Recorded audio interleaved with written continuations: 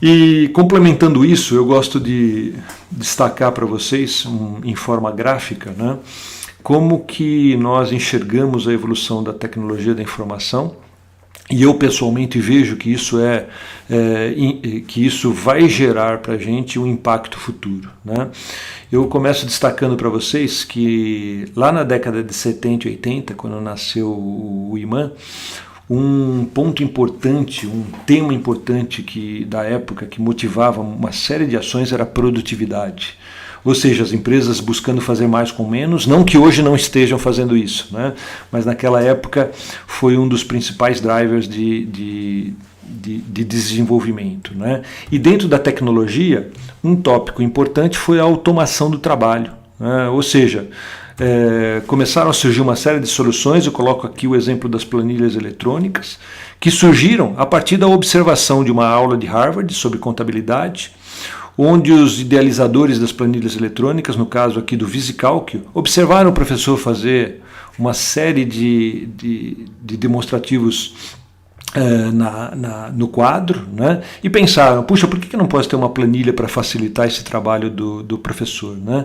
Isso veio automatizar parte desse trabalho, que viria depois a crescer, né, com o uso das planilhas eletrônicas, uma das que a gente mais conhece aí, a planilha Excel, né?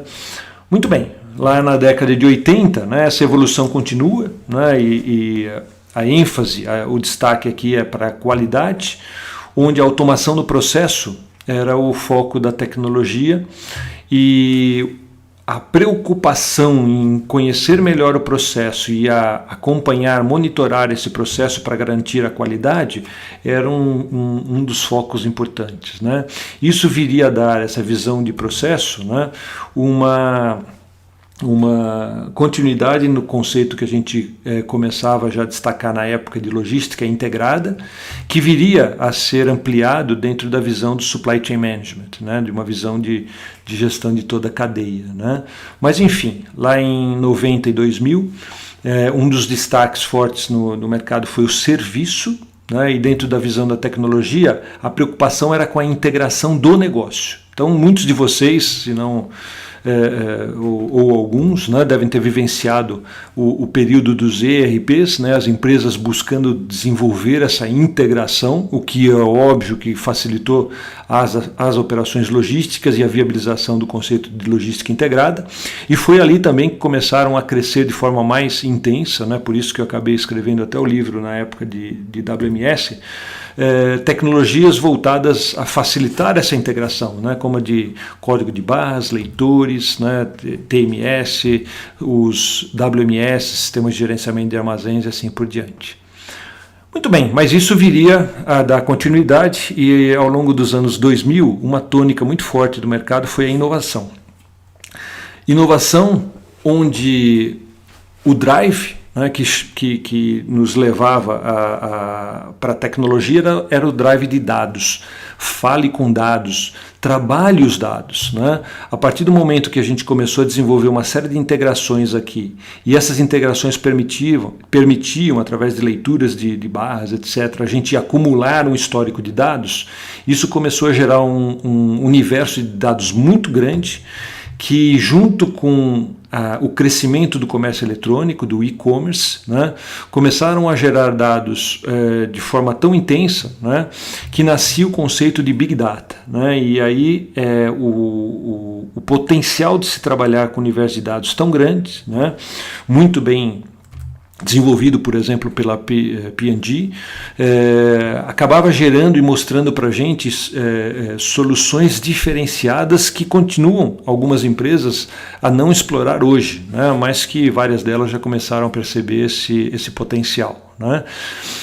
Maior ainda quando a gente fala de internet das coisas, onde a gente se conecta e está conectado em tempo real com outros infinitos bancos de dados, né, e isso daí propicia para a gente potenciais inimagináveis de onde a gente pode estar chegando com esse tipo de abordagem, né. Muito bem, que período estamos vivendo hoje do ponto de vista de tecnologia, né? Chamamos aqui de período de design, onde o Drive aqui é o insight, né? E o que significa o Drive sendo o insight? Ou seja, não vale a gente trabalhar com os dados? Vale. Não vale a gente constatar pesquisas? Vale. Não vale a gente saber a vontade do cliente? Vale. Só que muitas empresas começam a desenvolver soluções disruptivas, que são soluções disruptivas que muitas vezes nem o próprio cliente sabe que ele necessita. Né? E aí eu destaco o pessoal do Silicon Valley, né, que teve uma capacidade imensa de atrair profissionais que buscam essas soluções, ou seja, você atrai profissionais inteligentes, profissionais que estão buscando soluções para as necessidades das pessoas que muitas vezes elas não conhecem, né? E entre elas, né, a gente sabe algumas das mais conhecidas, né, como Apple, a Google, Microsoft, entre outras, né? Por exemplo, o Uber, né, que acaba desenvolvendo soluções e essas soluções acabam se desdobrando, né, chamando o que a gente destaca como cauda longa. Né? Então veja aqui a abordagem da KLM, companhia aérea, que permite, no momento que você faz a sua reserva de assento, né, identificar para aqueles passageiros que permitem ver o perfil de quem é a pessoa que você vai sentar ao lado. Né? Isso permite que, de repente, você até obtenha durante a viagem, né, e faça uma reunião de negócios, né, de tal forma que facilite, né, e otimize esse nosso tempo. Né? São soluções que a gente não imagina e que começam a fazer diferença no nosso dia a dia. Muito bem, e a próxima onda? Essa é a questão que muitos falam. Né? Se nós não estamos ainda aqui, né, nesse setor, né, do ponto de vista de logística, estamos caminhando aqui para o design na nossa área de logística. Qual vai ser a próxima onda da tecnologia? Vocês vão ver na literatura que a literatura chama de singularidade tecnológica. Né? É algo que a gente já escuta falar há muitos anos, né? Que quem assistiu o último filme dos Vingadores, aí, a Era de Ultron, né, deve ter se deparado, né, com essa tecnologia, onde os softwares, né, através da inteligência artificial, ele começa a tomar decisões por si próprio, né, e a construir um universo que, a partir de uma infinidade de dados que ele começa a observar que faz sentido. É claro que os mais velhos lembram aí do Exterminador do Futuro e outras, né? E alguns vão falar, puxa, mas isso é ficção. Né? É uma ficção, mas ela está crescendo em ritmo muito forte, né? Onde a integração do ser humano com as máquinas está cada vez mais intensa, né? E o crescimento disso é exponencial. Por isso, nós já devemos estar nesta curva, né? Entrando nessa curva em alguns momentos. Né? Então, por que isso é importante para todos nós? Né?